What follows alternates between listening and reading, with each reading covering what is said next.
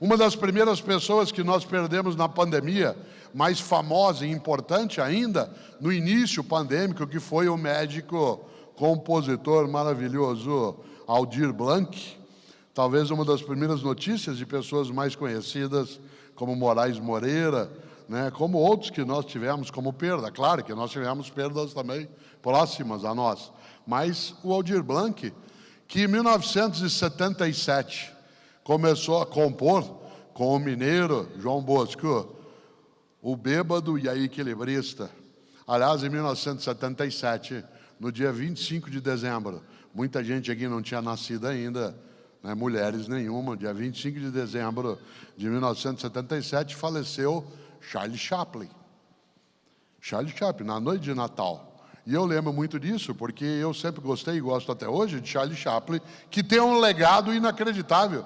Os primeiros filmes de Chaplin vão fazer 100 anos, e a gente continua se encantando, porque ele não era medíocre. Olha que coisa. E eu digo isso porque Aldir Blanc compôs, logo na sequência, gravado, logo depois, no ano seguinte, o Bêbado e a Equilibrista, que muita gente que se lembra, caía à tarde como um viaduto, fazendo aí menção à queda de um viaduto no Rio de Janeiro, chamado Paulo de Fronten, caía à tarde como um viaduto, e um bêbado trajando luto me lembrou Carlitos. Mas o mais belo na música é que Aldir Blanc coloca a esperança equilibrista.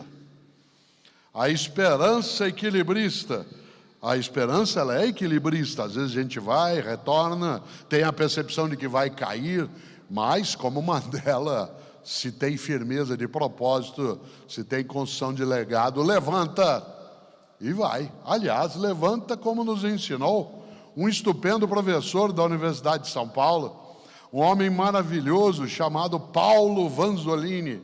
Paulo Vanzolini é um dos maiores zoólogos da história contemporânea, um paulistano que fez medicina na USP, depois fez seu doutorado em Harvard. Durante o dia ele pesquisava na universidade e à noite ia para o mundo boêmio. Era compositor, de dia pipeta, à noite copo de cerveja.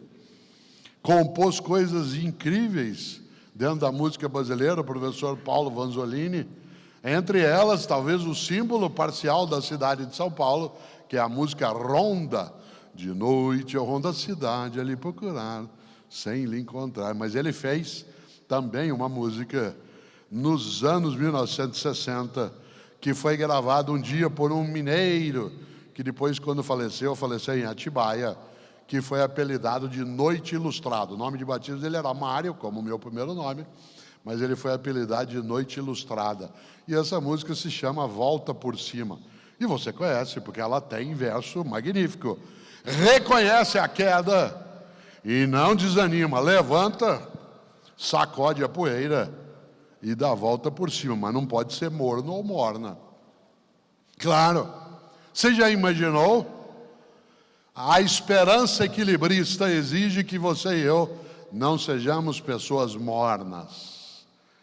Claro, para eu não ser morno nem você, talvez tenhamos de lançar a mão de um outro compositor, esse maravilhoso igual, nascido como o grande Aldir Blanc, também no Rio de Janeiro, que é Gonzaguinha.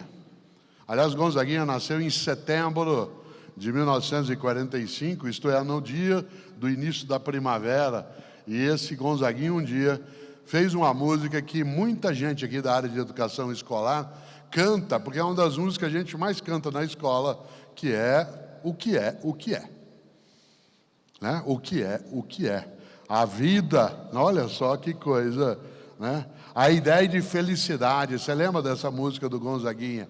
Mas uma das coisas mais belas na música, viver e não ter a vergonha de ser feliz.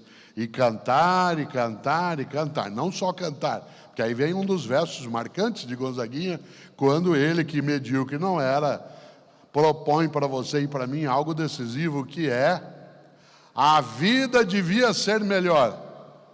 E será. Você já imaginou? Se ele tivesse parado só na primeira parte do verso, a música continuaria bela. A vida devia ser melhor. Mas seria só um desejo, uma expectativa. A questão é que Gonzaguinha coloca um compromisso. A vida devia ser melhor e será. Porque quando você ou eu pensamos a vida devia ser melhor, pode ser um lamento, um resmungo, uma chateação, mas quando você e eu pensamos a vida devia ser melhor e será, é preciso levantar, ir atrás, ir buscar, sacudir, levantar a poeira e dar a volta por cima. Não dá para ser morno ou morna. Que coisa boa esta perspectiva de nós recusarmos com esforço, com dedicação, a mediocridade. Eu vou confessar uma coisa, eu não queria ir tanto para a internet. Queria usar a internet, utilizá-la para pesquisar, alguns contatos, mas a presença eu não achava assim tão relevante. Meus livros, minhas aulas, palestras já me proporcionavam tudo que eu imaginava, né, que bastava para aquele momento. Eu nem via tanta razão, né, para eu me digitalizar. E aí, né, em função, né, de uma parceria, uma conversa e ao mesmo tempo um ensinamento com um dos meus filhos, o Pedro, ele usou um argumento importante que eu me rendi, o argumento do legado, da importância de romper as paredes da minha sala de aula de uma forma que fosse além dos livros que escrevi e continuo escrevendo. Outro dia eu cheguei num hotel e o rapaz da recepção me chamou e disse: professor, você me ajudou tanto, eu aprendi tanto lhe ouvindo que transformou a minha visão sobre a minha própria vida. Obrigado. Eu tenho muito orgulho de ser teu aluno, professor. Ele nunca leu um livro meu naquele momento, talvez nunca tenha assistido a uma palestra de modo presencial, ele não estaria na universidade obrigatoriamente em que eu dava aula e certamente nunca trabalhou com filosofia. Ele era aluno de um dos meus cursos online. Se eu não tivesse dado o passo de forma autoral na internet, como ficaria? E hoje eu estou aqui para te fazer uma provocação, chamar para uma conversa. Que tal você também falar o que sabe na internet? Afinal, o que você sabe pode ajudar a vida de alguém. E essa pode ser uma atividade extremamente gratificante para você e relevante para outra pessoa.